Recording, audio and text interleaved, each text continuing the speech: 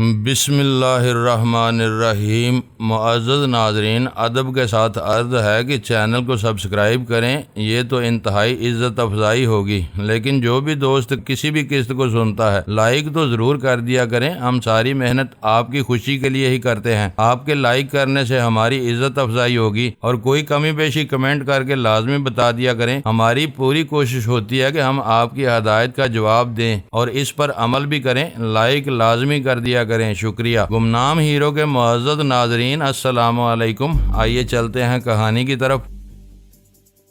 میرا بھی یہی خیال ہے، پہلے بھی انہوں نے ہوائی فائرنگ ہی کی ہے یا پھر گاڑی کے ٹائروں کو نشانہ بنانے کی کوشش کی ہے۔ شہزاد نے رفتار بڑھاتے ہوئے میری تائید کی۔ میں فیصل کو بھی دیکھ رہا ہوں، تم گاڑی کے عقبی حصے میں چلے جاؤ تاکہ انہیں روکنے میں آسانی ہو۔ میں نے سیٹ کے اوپر سے سلائیڈ کیا اور بمشکل ہائی روف کے عقبی حصے میں پہنچ گیا۔ اس بات میں کسی شک و شبے کی گنجائش باقی نہیں رہی تھی کہ چودھری نے میرے ساتھ کھلا دھوکہ کیا تھا۔ ساحل کو میرے حوالے کرنے کی بجائے اس نے فیصل کو چھیننے کی پلاننگ کی تھی۔ اس مقصد کے لیے اس نے یقیناً پارک کے باہر اپنے بندوں کا جال پھیلا دیا ہوگا، اور انہی میں سے کسی کی نظر گرین ہائی روف میں بیٹھے فیصل پر پڑ گئی ہوگی۔ شہزاد کا ذہن بھی میرے انداز میں سوچ رہا تھا۔ گمبھیر آواز میں اس نے بتایا، ہمارے دشمن خفیہ طریقے سے پارک کے بیرونی حصوں کی نگرانی کر رہے تھے۔ میں نے غیر معمولی نوعیت کی سرگرمی دیکھی تو ہوشیار ہو گیا، پھر اس سے قبل کہ میں تم تک کوئی اطلاع پہنچاتا وہ لوگ مجھے گھیرنے لگے۔ مجھے روکنے کے لیے انہوں نے باقاعدہ فائرنگ شروع کر دی۔ اسی فائرنگ نے مجھے تمہاری طرف متوجہ کیا تھا۔ میں نے کہا، مجھے لگتا ہے وہ ایک پجاروں پر اکتفا نہیں کریں گے۔ شہزاد کے لہجے میں تشویش تھی۔ تم بالکل ٹھیک کہہ رہے ہو، میں نے عقبی منظر کا جائزہ لیتے ہوئے کہا۔ اس نیلی پجاروں کے پیچھے تھوڑے فاصلے پر دو اور گاڑیاں بھی نظر آ رہی ہیں، ان کے تیور بھی بڑے خطرناک دکھائی دیتے ہیں۔ فیصل نے غصیلے لہجے میں کہا، تم لوگ اپنی موت کو دعوت دے رہے ہو۔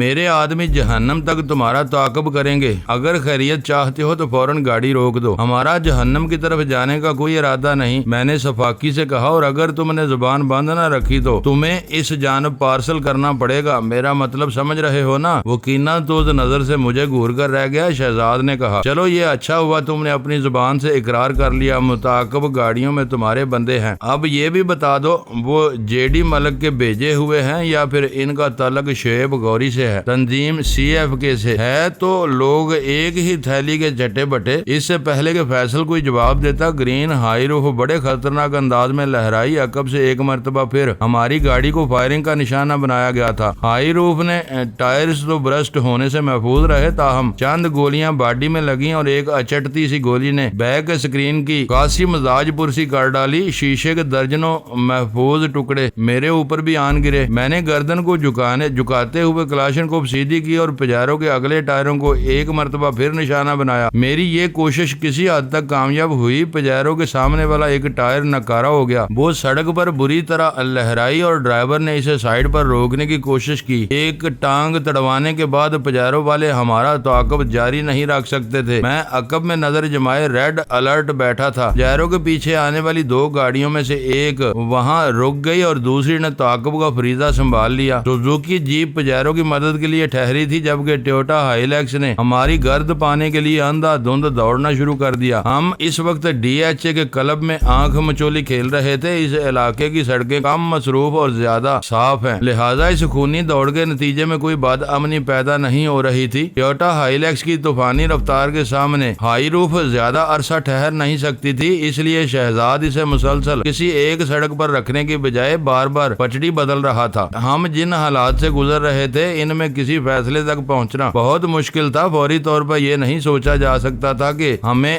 کسی منزل پر پہنچنا ہے۔ ہماری حتی الامکان کوشش یہی تھی کہ کسی طرح متعاقبین کو ڈاج دینے میں کامیاب ہو جائیں، اور یہ کوشش کچھ زیادہ بار آور ہوتی نظر نہیں آ رہی تھی۔ ہائیلیکس بتدریج فاصلہ کم کرتے ہوئے ہمارے قریب سے قریب تر پہنچ رہی تھی۔ مختلف سڑکوں پر گھومنے کے بعد شہزاد ہائی روف کو گزری کی طرف لے آیا۔ اب ہم خیابان حافظ پر دوڑ رہے تھے۔ سعودی ایمبیسی، خیابان شمشیر اور تنظیم پیچھے چھوڑ کر ہم خیابان بحریہ سے آگے بڑھتے گئے۔ صحابہ نے حلال کو عبور کرنے کے بعد ہمارا رخ سمندر کی طرف ہو گیا۔ علاقہ کم آباد اور خاصا کھلا تھا۔ اس وقت ہلکا ہلکا اندھیرا بھی ہونے لگا تھا۔ میں نے شہزاد سے کہا یہ اچھا موقع ہے، یہ علاقہ اور ملگجا اندھیرا ہمارا ساتھ دے گا، تم کسی طرح ان شیطانوں سے پیچھا چھڑانے کی کوشش کرو۔ اگر ہم نے میری بات ادھوری رہ گئی۔ اسی وقت ہائی لیکس سے ہم یعنی ہائی روف کے عقبی ٹائروں پر ایک برسٹ فائر کیا گیا۔ جواباً میں نے ایک لمحہ ضائع کیے بغیر فائرنگ کر دی۔ یہ دو طرفہ فائرنگ بے نتیجہ ثابت ہوئی۔ ہم دونوں میں سے کوئی بھی رکنے پر مجبور نہ ہوا۔ میں دوبارہ فائرنگ کا ارادہ کر ہی رہا تھا کہ ہائی لیکس کے عقب میں سے مجھے ایک پولیس موبائل دکھائی دی۔ وہ بڑی تیز رفتاری سے ہمیں چیز کر رہی تھی۔ پتہ نہیں پولیس والے کب ہمارے پیچھے لگ گئے تھے، میری نگاہ میں وہ بھی آئے تھے۔ یہ ایک خطرناک اور سنسنی خیز صورتحال تھی۔ شہزاد بھی پولیس موبائل کو دیکھ چکا تھا۔ تشویشناک لہجے میں بولا، ہم تو برے پھنس گئے، یہ الو کے پٹھے کہاں سے نازل ہو گئے؟ ہم جس قسم کے کارنامے انجام دے رہے ہیں وہ انہیں دعوت دینے کے لیے مترادف ہے۔ میں نے عقبی صورتحال کو نگاہ میں رکھتے ہوئے کہا، اکھلی میں سر ڈال دیا ہے تو موسلے بھی آئیں گے۔ وجدان، ہمیں سب سے پہلے پولیس والوں سے پیچھا چھڑانا ہوگا۔ شہزاد کی آواز میں بکھلاہٹ تھی۔ میں سر پیٹ کر رہ گیا۔ بے دھیانی میں وہ بہت غضب ڈھا گیا تھا۔ فیصل نے چونک کر مجھے دیکھا اور حیرت بھرے لہجے میں مستفر ہوا، تم سہیل ہو یا وجدان؟ شہزاد سے بکھلاہٹ میں جو غلطی سرزد ہوئی تھی اس کی تلافی ممکن نہیں تھی، لیکن اس کا مطلب یہ نہیں تھا کہ میں فیصل کو ایک طویل انٹرویو دینے بیٹھ جاؤں۔ میں نے اسے جھاڑ پلاتے ہوئے سخت لہجے میں کہا، تم سہیل اور وجدان کے چکر میں نہ پڑو، میں ہر صورت میں تمہارا باپ ہوں۔ کیا آپ بکواس کر رہے ہو؟ اس کے ضبط کا بندھن ٹوٹ گیا۔ میں نے اس کے گال پر الٹا تمانچہ رسید کیا اور خونخوار لہجے میں کہا، میں نے تمہیں نصیحت کی تھی اپنی ناپاک زبان کو بند رکھنا، لیکن لگتا ہے کسی اور سے نمٹنے سے پہلے تمہیں ہمیشہ کے لیے خاموش کرنا پڑے گا۔ تم اچھا نہیں کر رہے ہو وجدان۔ اس کے الفاظ میں دھمکی کا شائبہ تھا۔ میں نے نفرت امیز لہجے میں کہا، تم اور تمہارا باپ کسی بھی اچھے سلوک کے مستحق نہیں ہو۔ ہر مصلحت کو بلائے طاق رکھ کر میں اس سے بحیثیت وجدان بات کر رہا تھا۔ میں نے تو یہی چاہا تھا تمہیں چودھری نوازش کے حوالے کر دوں، لیکن تم لوگوں کی گٹی میں عہد شکنی اور دغا بازی شامل ہے۔ دیکھ لو تمہارے باپ نے میری بات نہ مان کر تمہیں کس عذاب میں دھکیل دیا ہے۔ اب تم پوری طرح میرے رحم و کرم پر ہو۔ میں تمہیں پارچہ جات میں تقسیم کر کے کسی تکے کباب والے کے ہاتھ فروخت کر دوں گا۔ اس نے مجھے گالی دینا چاہی، لیکن الفاظ ہونٹوں سے جدا ہونے سے پہلے ہی میں نے اس کے کھوپڑے پر کلاشنکوف کا بٹ مارا۔ وہ تکلیف کی شدت سے بلبلا اٹھا۔ اب مجھے اس کے حلیے اور صحت کی ذرا بھی پرواہ نہیں رہی تھی۔ جب میری ساحل مجھے نہیں ملی تھی تو پھر میں اس حرامی پلے کو کیوں سینت کر رکھتا؟ میں فیصل کا وہ حشر کرنے والا تھا جسے دیکھ کر چودھری کے رونگٹے کھڑے ہو جاتے۔ رائفل کا بٹ کھانے کے بعد فیصل کا چہرہ لہو لہان ہو گیا۔ اس کے ہاتھ پشت پر آہنی گرفت میں تھے، اس لیے اس کا بس صرف زبان تک محدود ہو کر رہ گیا تھا۔ میں نے اس کی بولتی بند کرنے کے لیے اس کی ناک کو نشانہ بنایا اور ایک زوردار پنچ ٹارگٹ پر جڑ دیا۔ فیصل کے لیے میرے دل میں بہت غصہ بھرا تھا۔ وہ اس تکلیف کو برداشت نہ کر سکا اور بری طرح چلانے لگا۔ میں نے نمک پاشی کرتے ہوئے کہا، تم کیسے مارشل آرٹسٹ ہو؟ یہ ذرا سی تکلیف نہیں سہ سکے؟ میں نے تو سنا ہے تم بلیک بیلٹ حاصل کر رکھی ہے اور کئی غیر ملکی ٹورنامنٹس بھی جیت چکے ہو۔ میں تو یہ محسوس کر رہا ہوں تم نے بلیک بیلٹ اپنی محنت سے نہیں بلکہ میں نے معنی خیز انداز میں جملہ ادھورا چھوڑ دیا، خالی جگہ پور کر کے اس نامکمل جملے کو اپنی ضرورت کے مطابق سنگین سے سنگین تر بنایا جا سکتا تھا۔ وہ بفرے ہوئے لہجے میں بولا، گرایا، تم مجھے آزاد کر کے دیکھو، پھر میں تمہیں بتاؤں گا میں نے بلیک بیلٹ کہاں سے اور کیسے حاصل کی تھی۔ میں تمہاری یہ حسرت ضرور پوری کروں گا، پہلے تمہارے ان متعدد والد صاحبان سے نمٹ لو۔ میں نے گن کی نال سے عقب کی طرف اشارہ کیا۔ ادھر میری بات ختم ہوئی، ادھر پولیس موبائل پر گولیوں کی برسات کر دی گئی۔ یہ دو طرفہ فائرنگ تھی۔ موبائل کے پیچھے مجھے وہی سوزوکی جیپ نظر آئی جو زخمی پجاروں کی عیادت کے لیے رک گئی تھی۔ اس جیپ اور ہائی لیکس سے بے دریغ پولیس موبائل پر فائرنگ کی جا رہی تھی۔ یوں محسوس ہوتا تھا دشمن پولیس والوں کو ہمارا ساتھی سمجھ رہے تھے اور ہم سے پہلے انہیں نیست و نابود کرنے پر تل گئے تھے۔ یہ ایک کھلی قانون شکنی تھی۔ پولیس والے بھی چوڑیاں پہن کر موبائل دوڑانے نہیں نکلے تھے، وہ اپنی دانست میں خطرناک مجرموں کا تعاقب کر رہے تھے۔ انہوں نے دو کے بجائے ایک محاذ پر لڑنے کا فیصلہ کیا اور موبائل کی رفتار گھٹا کر سوزوکی جیپ پر فائرنگ شروع کر دی۔ اس طرح وہ لوگ ہائی لیکس سے ہونے والی فائرنگ سے محفوظ ہو گئے۔ ہائی لیکس والوں نے عقبی معاملات کو یکسر نظر انداز کر کے ہمارا تعاقب جاری رکھا۔ دیکھتے ہی دیکھتے وہ لوگ ہم سے خاصے فاصلے پر رہ گئے۔ یہ صورتحال ہمارے لیے खासी हौसला अफजा थी। अब हमें सिर्फ एक हाई लक्स से निपटना था। पुलिस वालों से पीछा छूटने का एक बड़ा फायदा यह था कि हर किस्म की जवाबदेही से बच गए थे। हमारी गाड़ी में एक हथकड़ी लगा जख्मी मौजूद था जिसे हम अपनी मर्जी से कहीं ले जा रहे थे। अगर हम पुलिस वालों के हत्थे चढ़ जाते तो किसी बड़ी मुसीबत में गिरफ्तार हो सकते थे। पुलिस वालों ने जीप वालों का मुकाबला करने के साथ ही वायरलेस पर हाई रूफ और हाई लैक्स के बारे में अपने मरकज को बता दिया होगा, लिहाजा इस बात के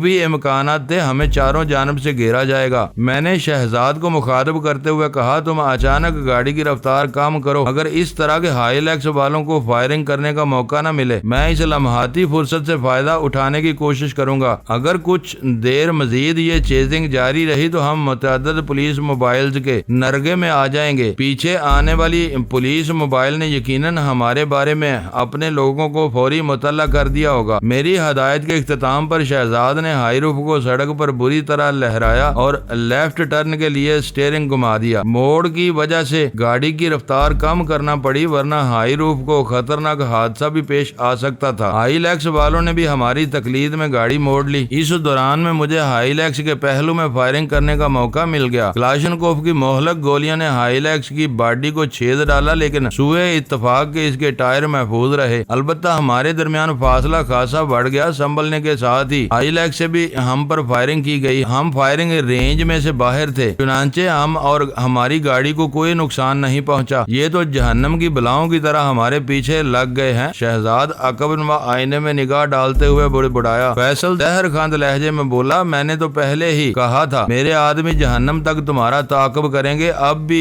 वक्त है। अगर मेरी बात समझ में आ रही है तो गाड़ी रोक लो, मैं अपने आदमियों से तुम्हारी सिफारिश कर दूंगा। फैसल के आखिरी जुमले से एतमाद झलकता था। लगता था कि इसने सूरत हाल से मुकाबला करने के लिए खुद को संभाल लिया था और इस वक्त इसका दिमाग तेजी से काम कर रहा था। मैंने गुस्सीली नजर से इसे देखा और कहा, अपने वादे से फिर तो नहीं जाओगे? कौन सा वादा? सिफारिश वाला वादा। वो शक अमेज नजर से मुझे देखते हुए बोला, क्या तुम मुझे बेवकूफ समझते हो? शहजाद के पल्ले कुछ नहीं पड़ रहा था। वो ड्राइविंग पर तवज्जो मरकूज रखते हुए सड़कें बदल रहा था। जब वो ख़ियाबाने शहर पर आया तो मैंने कहा, इस सड़क को नहीं छोड़ना, मैं तुम्हें मजीद हदायत बाद में दूंगा। ख़ियाबाने इत्तेहाद खासी वसी और कम मसरूफ सड़क है। इस पर मुझे बारहा सफर करने का मौका मिला था। CBU से कश्मीर कॉलोनी तक इस पर बेदरेग गाड़ी दौड़ाई जा सकती है। मैंने अपने अकब में हाई लैक्स का जायजा लिया। वो लम्हा बे लम्हा माबीनी करते हुए हमारे करीब पहुंचने की कोशिश कर रही थी। हाई रूफ को उड़ाने की कोशिश में थे। मुताकब गाड़ी पर तवज्जो मरकूज रखते हुए मैं फैसल से मुखातब हुआ और इसके सवाल का जवाब देते हुए कहा, और तुम्हारा बाप कितने बेवकूफ हो, ये बात तुम लोगों को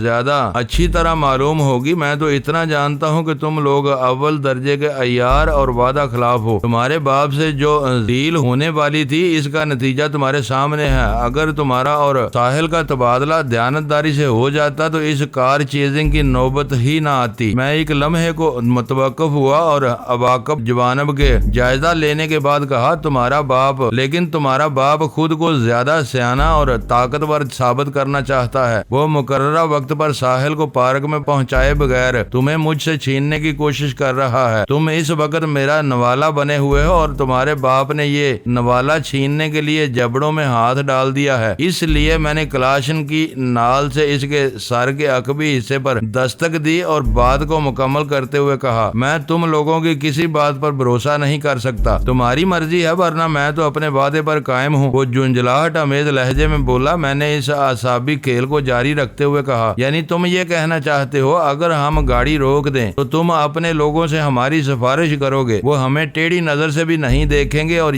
खुशी जाने की इजाजत दे देंगे। इसे घिसने में कोई हर्ज नहीं था। अगर तुम्हें मेरी बात का यकीन न हो तो गाड़ी रुकवा कर देख लो, फैसल ने कहा। क्या ख्याल है शहजाद? मैंने अपने अकब में हाई लैक्स पर निगाह जमाते हुए सरसरी लहजे में कहा, इसके बाप को तो आजमा लिया, इसे भी आजमा कर देख लेते हैं। वजदान, ये तुम क्या कह रहे हो? शहजाद के लहजे में उलझन थी। मैंने कहा, अच्छा तो तुम ये कहना चाहते हो इसकी बातों में ना आऊं? जाहिर है फैसल की बात मानना मौत को दावत देने के मुतरादिफ है। लो भाई, फैसल मेरा साथी नहीं मान रहा, मैंने मायूसी से कहा। वो दांत कचकचाते हुए बोला, मैं सब समझ रहा हूँ, तुम लोग मुझे असाबी तौर पर कमजोर करने की कोशिश कर रहे हो। मैं एक एक को देख लूंगा। तुम ज़हनी, जिस्मानी और असाबी तौर पर बुरी तरह طرح متاثر ہو۔ میں نے ٹھہرے ہوئے لہجے میں کہا، لہٰذا ایسی کوشش میں ہمیں وقت برباد کرنے کی ضرورت نہیں۔ اگر شہزاد مان جاتا تو تم میری بات کا ثبوت بھی دیکھ لیتے۔ وہ زبان سے کچھ نہیں بولا، بس خونخوار نظر سے مجھے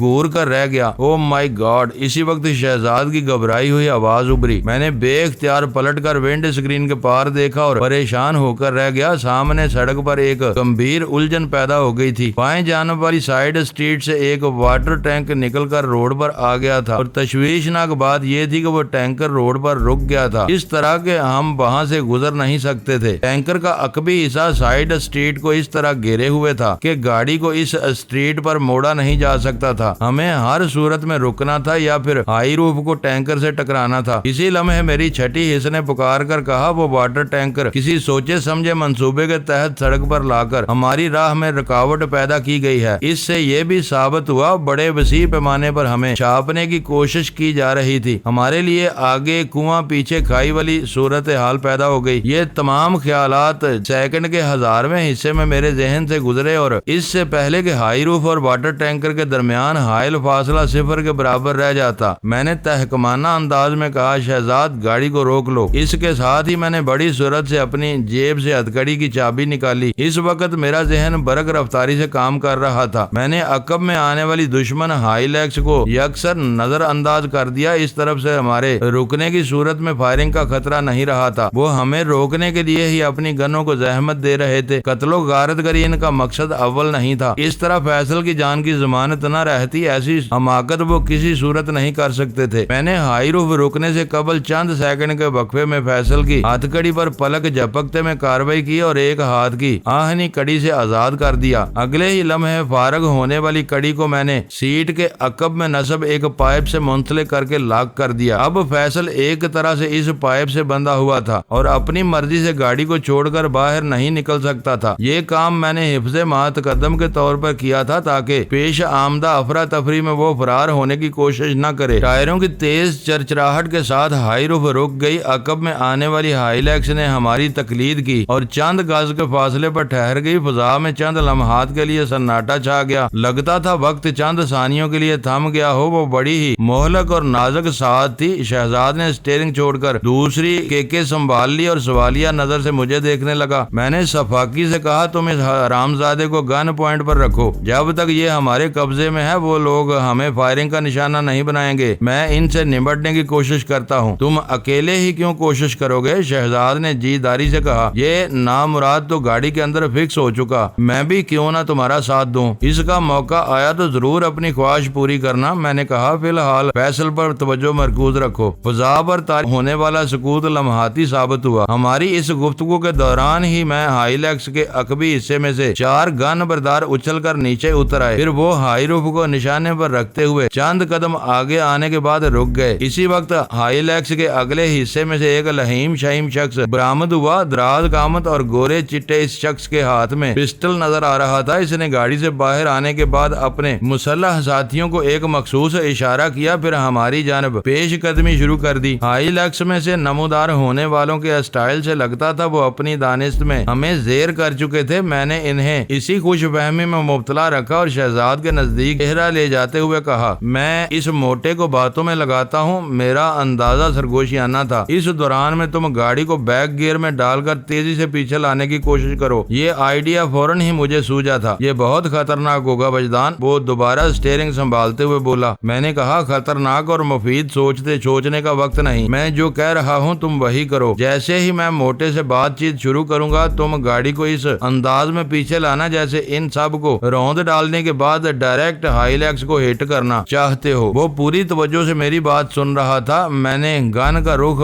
موٹے کی طرف کرتے ہوئے کہا، پھر تم ہائی روف کو طوفانی انداز میں موڑتے ہوئے واپسی کے راستے پر ڈال دو گے۔ اوکے باس، شہزاد نے چٹانی لہجے میں کہا۔ یہ ایک خطرناک چال تھی جو انتہائی مہلک ثابت ہو سکتی تھی، لیکن اس کے سوا کوئی چارہ نہیں تھا۔ اس بات کا میں یہ بے خوشی اندازہ لگا چکا تھا، فیصل کی وجہ سے وہ ہمیں اندھا دھند فائرنگ کا نشانہ نہیں بنانا چاہتے تھے، ورنہ وہ اب تک ہمیں گولیوں کی باڑ پر رکھ چکے ہوتے۔ وہ فیصل کی سلامتی کے لیے ہمیں گریس دے رہے تھے۔ ابھی وہ موٹا پستول بردار ہائی روف سے چند قدم دور ہی تھا کہ فیصل نے ایک عجیب حرکت کی۔ وہ کھڑکی میں سے منہ باہر نکال کر موٹے کو خبردار کرنے لگا۔ گاڑی کے نزدیک نہ آنا، یہ لوگ تمہیں مار ڈالیں گے، ان کی گاڑی کو روکنے کی کوشش کرو۔ میں نے حالات بگڑتے دیکھے تو شہزاد کو آنکھوں میں ایکشن کا اشارہ دے دیا۔ وہ گاڑی کو ریورس گیئر میں ڈالے تیار بیٹھا تھا۔ فیصل کی چیخو پکار پر موٹا چونکا، اس کی سمجھ میں نہیں آیا ہوگا رکی ہوئی ہائی روف کو وہ کس طرح روکنے کی کوشش کریں۔ پھر جب تک وہ فیصل کی بات کے مفہوم تک پہنچتا، شہزاد ان پر چڑھائی کر چکا تھا۔ ہائی روف توپ میں سے نکلے ہوئے گولے کی طرح پیچھے کو بڑھی۔ اس کا پہلا نشانہ وہ موٹا ہی بنا۔ میں نے 4 گن بردار افراد کے قدموں میں فائرنگ کی۔ وہ اس غیر متوقع صورتحال پر گڑبڑا گئے اور جواباً بے دریغ ہم پر گولیاں برسانے لگے۔ ہائی روف حرکت میں تھی، لہذا ان گنوں سے فائر ہونے والی گولیاں گاڑی کی باڈی میں لگیں۔ شہزاد نے کسی بات کی پرواہ کیے بغیر حیران و پریشان مسلح افراد کو روند ڈالا اور ہائی لیکس کو ایک زوردار ٹکر مارنے کے بعد اسٹیئرنگ کو واپسی کے لیے گھمایا۔ میں اس دوران میں چونکہ نظر سے میدان جنگ کا جائزہ لے رہا تھا، میں نے دیکھا ہماری راہ کھوٹی کرنے والے واٹر ٹینکر میں سے بھی 2 گن بردار نکل کر اپنے ساتھیوں کے ساتھ شامل ہو گئے اور ہم پر فائرنگ کرنے لگے۔ وہ ہر ممکنہ طور پر ہمیں روکنے کی کوشش کرنے لگے۔ ہائی لیکس طوفانی ٹکر کھانے کے بعد اپنے قدموں پر تھوڑا سا پیچھے سرک گئی تو شہزاد کے لیے آسانی پیدا ہو گئی۔ اسی وقت میں نے ہائی لیکس کے ٹائروں کو نشانہ بناتے ہوئے فائرنگ کر دی۔ گاڑی کو فلیٹ ہونے میں دیر نہیں لگی، اب وہ ہمارے تعاقب کے قابل نہیں رہے تھے۔ میں نے اپنے عقب میں دیکھتے ہوئے دشمنوں پر گولیاں برسائیں، مقصد انہیں ہلاک کرنا نہیں تھا، میں انہیں شدید زخمی کر کے تعاقب سے روکنا چاہتا تھا۔ اسی لیے میں نے گن کی نال نیچے رکھتے ہوئے ان کے جسموں کو نشانہ بنانے کی کوشش کی تھی۔ نتیجے میں کربناک انسانی چیخوں سے فضا گونج اٹھی۔ ہماری ہائی روف نے پہلے ہی دشمنوں کی بڑی بے دردی سے روند ڈالا تھا۔ اس فائرنگ نے قیامت برپا کر دی۔ موٹے اور اس کے 4 گن بردار ساتھیوں پر برا وقت آن پڑا۔ واٹر ٹینکر سے نمودار ہونے والوں نے انہیں کور دیا اور ہماری گاڑی کو نشانہ بنانے لگے۔ میں انہیں روکنے کی کوشش میں تھا، تاہم مد مقابل میں سے جو قدرے سنبھلے ہوئے تھے وہ ہم پر فائرنگ کر رہے تھے۔ پھر اس سے پہلے کہ شہزاد گاڑی کو واپسی کی راہ پر ڈالتا، ایک خوفناک دھماکے سے فضا لرز کر رہ گئی۔ اس کے ساتھ ہی فیصل کی تیز چیخ بھی سنائی دی۔ میں نے پلٹ کر عقب میں دیکھا تو ایک وحشتناک منظر سے سامنا ہوا۔ ہائی لیکس آگ کا گولا بنی ہوئی تھی۔ شاید اس اندھا دھند فائرنگ کے نتیجے میں کوئی من چلی گولی اس کے فیول ٹینک سے جا لگی تھی، یا ممکن ہے گاڑی کا کوئی اور حساس حصہ فائرنگ کی زد میں آ گیا ہو۔ ایسی ہی ایک شریر گولی نے فیصل کے کندھے پر بھی بوسہ دیا تھا۔ وہ اپنے بازو جھٹکتے ہوئے ہولے ہولے کراہنے لگا۔ افسوس کہ اس وقت وہ اپنے آزاد زخمی بازو کو تھامنے کی پوزیشن میں نہیں تھا، تھامنے والا ہاتھ آہنی جکڑ میں تھا۔ آتش و آہن کے اس خونی منظر کو پیچھے چھوڑتے ہوئے ہم کافی دور نکل آئے۔ اس لمحاتی کارروائی کے دوران میں 3 گاڑیاں ہمارے پیچھے خاصے فاصلے پر رک گئی تھیں اور خاصی شش و پنج میں تھیں، لیکن ان لوگوں میں سے کسی نے کوئی مداخلت کرنے کی کوشش نہیں کی۔ پرائی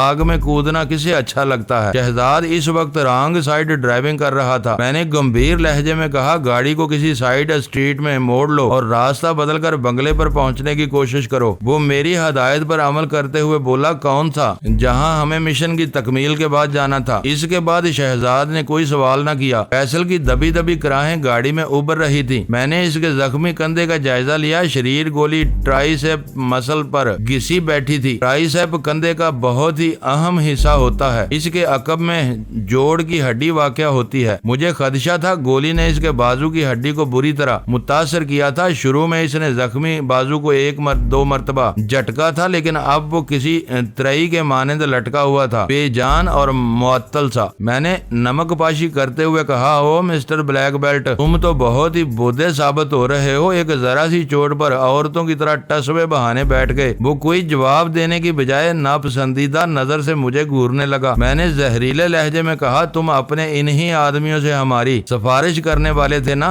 دیکھ لو، انہوں نے تمہیں گولی مار دی۔ اس دنیا میں کوئی کسی کا نہیں ہے پیارے۔ میں اسے تنگ کرنے کے لیے چھیڑ چھاڑ سے کام لے رہا تھا۔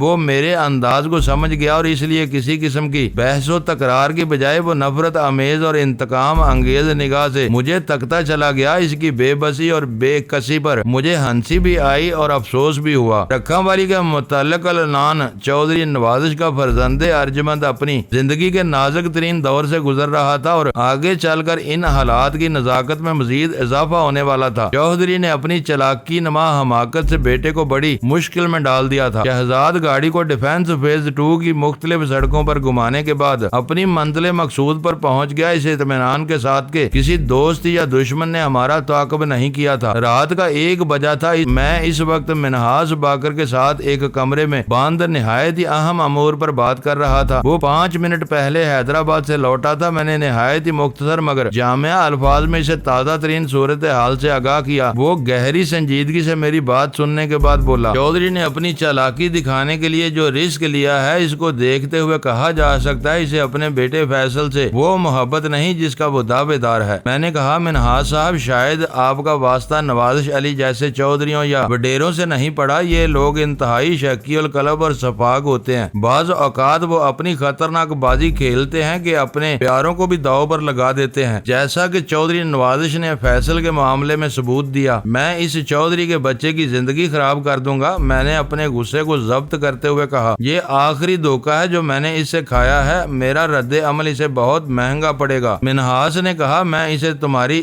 جزوی کامیابی ہی کہوں گا کہ تم نے فیصل کو ہاتھ سے نکلنے نہیں دیا۔ جب تک وہ تمہارے قبضے میں ہے تو تمہیں چودھری پر برتری حاصل رہے گی۔ ہم نے بنگلے پر پہنچتے ہی فیصل کو دوبارہ الٹی ہتھکڑی پہنا دی تھی۔ اس موقع پر شہزاد نے اس کی اچھی خاصی مرمت بھی کر ڈالی۔ ازاں بعد ہم نے اسے ایک باتھ روم میں بند کر دیا تھا۔ میں نے منہاس کو اس بارے میں بتا دیا تھا۔ فیصل کو مستقل طور پر اس بنگلے میں رکھنا مجھے مناسب نہیں لگ رہا تھا، لہٰذا میں نے منہاس سے کہا، جناب یہ بنگلہ آپ کی رہائش گاہ ہے، آپ یہاں اپنی فیملی کے ساتھ رہتے ہیں۔ میں نہیں چاہتا کہ اس بنگلے کو ہم اپنی کارروائیوں میں کسی حوالے سے استعمال کریں۔ میرے خیال میں فیصل کو کہیں اور منتقل کر دینا چاہیے۔ تمہارا خیال بالکل درست ہے، وہ گہری سنجیدگی سے بولا۔ تمہارے دونوں دشمن چودھری اور غوری یہ بات جانتے ہیں کہ میں تمہیں مکمل سپورٹ دے رہا ہوں۔ تم ان لوگوں کو فیصل کی جھلک دکھا کر غائب ہو گئے ہو۔ اس بات سے بحث نہیں کہ پارک سے مین اتحاد تک تعاقب کرنے والوں کا تعلق چودھری نوازش سے تھا یا شعیب غوری سے یا پھر دونوں کے مشترکہ آدمیوں سے۔ ہر صورت میں وہ لوگ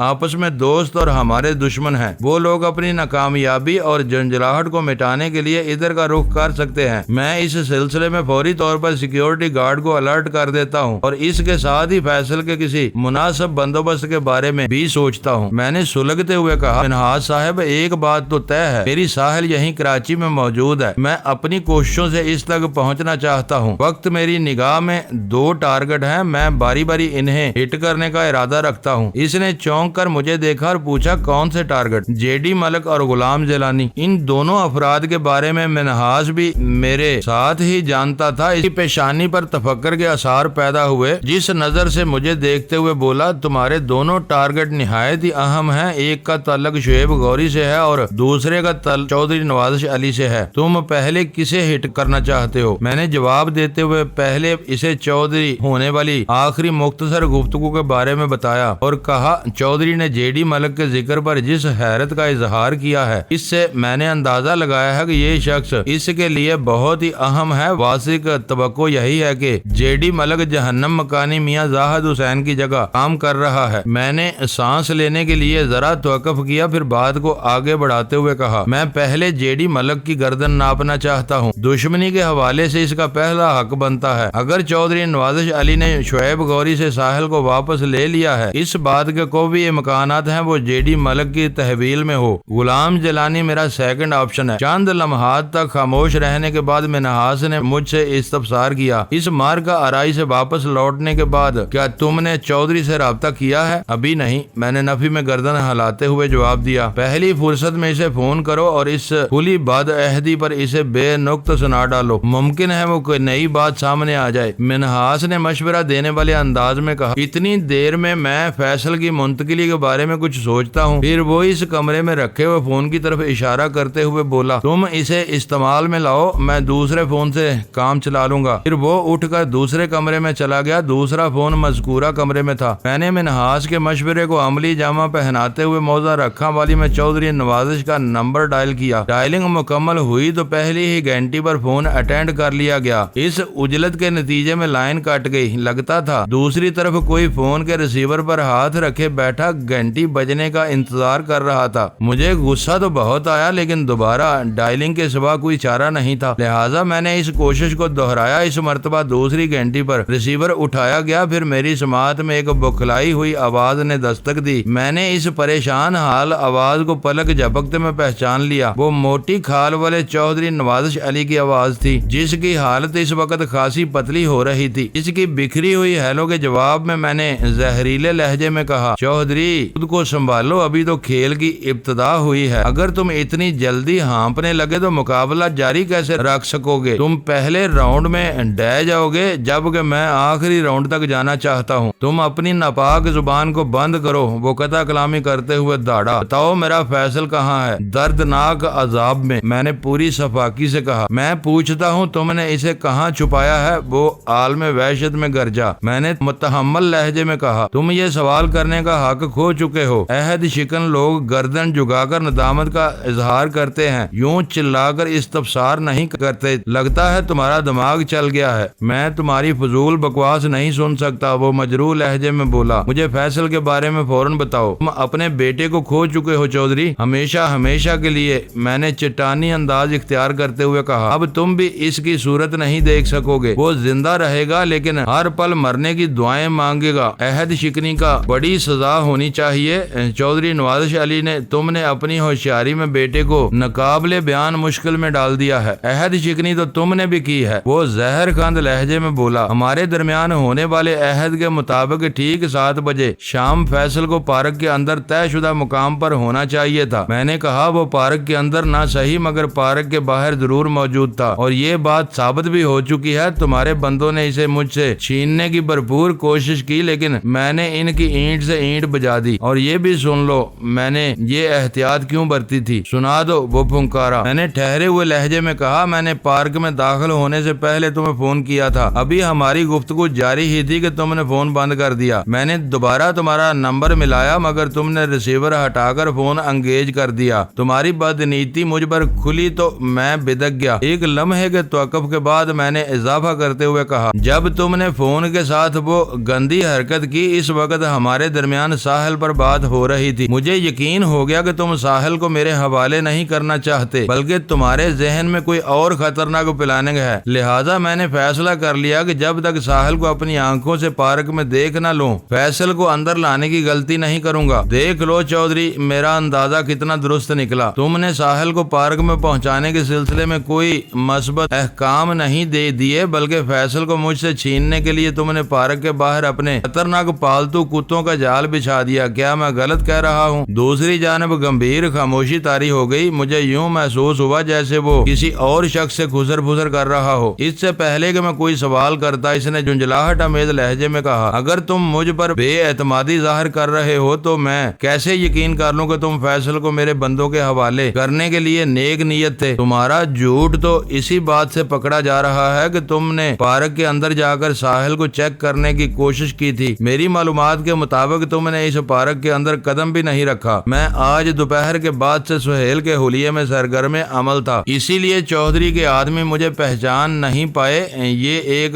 خوش کن خبر تھی، البتہ گاڑی میں شہزاد کی بوکھلاہٹ نے فیصل پر میرا راز کھول دیا تھا۔ فی الحال یہ زیادہ تشویش کی بات نہیں تھی۔ فیصل جب تک ہماری تحویل میں تھا گویا حلیے کی تبدیلی والا راز بھی میری مٹھی میں تھا۔ میں نے چودھری کی بال پر ایک بھرپور شاٹ لگاتے ہوئے کہا، تمہاری معلومات انتہائی ناقص اور فرسودہ ہیں چودھری۔ لگتا ہے تمہارے نیٹ ورک میں کام کرنے والوں کے لیے عقل کا اندھا اور بصیرت سے پیدل ہونا شرط ہے۔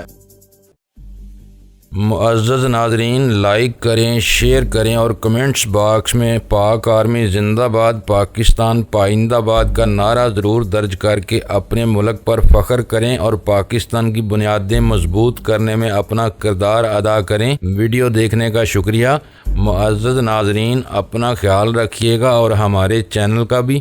ISI پاک آرمی زندہ باد، پاکستان پائندہ باد۔